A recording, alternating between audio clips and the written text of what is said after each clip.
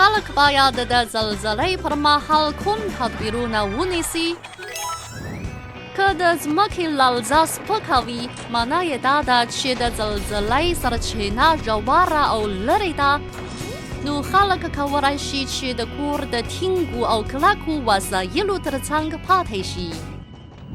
که سخته زلزله منځته راځي، لړزه به یې له لسو ثانیو څخه تر څو لسو ثانیو پورې دوام ولري، نو په وخت ځان خوندي ساتل کلیدي اهمیت لري. دغه وخت هیڅ ځنډ مه کوئ. که څوک د زلزلې پر مهال د کور په بهر کې وي، نو نه دې ګرځي، ځای پر ځای د سر په پښو کښیني او دوه لاسونه دې پر سر ونیسي. لږ راز خلک باید له جګو ودانیو او خطرناکو شیانو څخه هم ډډه وکړي او له بهر څخه د کور ته نه ننوځي. د زلزلې تر پای ته رسیدو وروسته خلک باید له خطرناکو ځایونو څخه خوندي ځایونو ته منظم انتقال شي.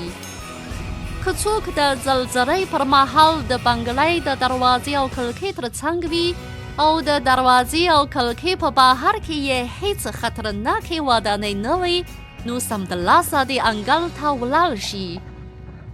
که څوک د زلزلې پر مهال په جګې ودانۍ کې وي، نو باید سمدلاسه تر کلک او ټینګ میز یا کټ لاندې او یا د کور د لویو وسایلو او د دیوال یا کونج ترڅنګ پاتې شي. که چیرې ودانۍ سقوط وکړي، امکان شته چې په یادو ځایونو کې مثلثه فضا رامنځته شي او خلک پکې خوندي پاتې شي.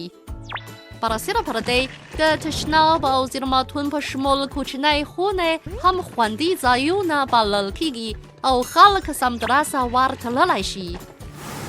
په غین وخت کې خلک کولی شي چې په براستنو او بالښتونو هم خپل سرونه وساتي. خلک باید د زلزلې پر مهال په بالکن کې یا د کړکۍ ترڅنګ ونه درېږي، ځکه داسې ځایونه خوندي نه وي. خلک باید د زلزلې پر مهال له لیفت څخه استفاده ونه کړي او د تېښتې لپاره باید له جګې ودانۍ څخه ښکته ځای ته توپ ونه کړي.